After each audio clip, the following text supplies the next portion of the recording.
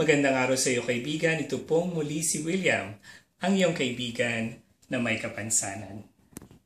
Pag-usapan natin ang isang aspeto ng relasyon na hindi madalas na pag-uusapan dahil masakit. Dahil ito isang bagay na gugustuhin nating iwasan at kailanman na hindi pagdaanan. Pero just in case ito ay pagdaanan mo, pag-usapan natin kaibigan, paano ba? Or how do you know when it's time to give up on the person that you love? Paano ba tuluyan magpaalam sa taong mahal mo?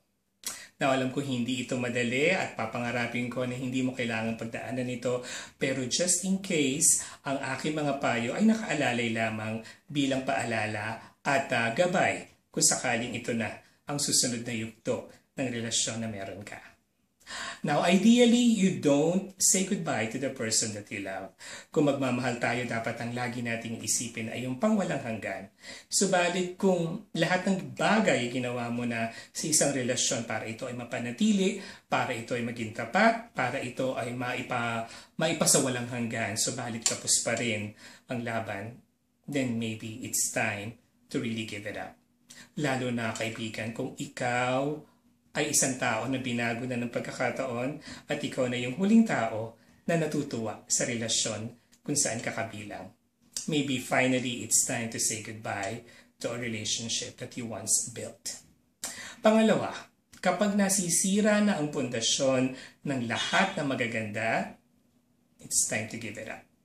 Kung paano ito gagawin ay case-to-case basis. Subalit kapag alam mo na sa sarili mo na yung lahat ng mga bagay na sa simula pa lamang na maganda ay tuluyan ng nabubuwag ng tadhana, ng pagkakaiba nyo, o ng mga direksyon na pinupuntahan nyo individually, then it's time to say goodbye to the love.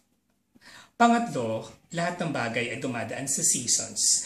Nabubuhay tayo sa hiram na sandali, kaya matuto tayong magsauli. Minsan, kailangan natin sauli ang isang relasyon dun sa tao mismo. Dahil baka sa pagsasama ng dalawang tao ay hindi na nila nakikita ang kabuuan ng saysay ng kanilang buhay. Na kung daraanan mo ito kaibigan, ang aking dalangin muli ay katatagan dahil kailanman na hindi naging madali ang pagpapaalam. So ang akin lamang ay pagpapaalala na just in case ito ay pagdaanan mo, at least may isang payo na nag-iintay sa iyo. Hanggang sa muli kaibigan, ito po si William. Paalam!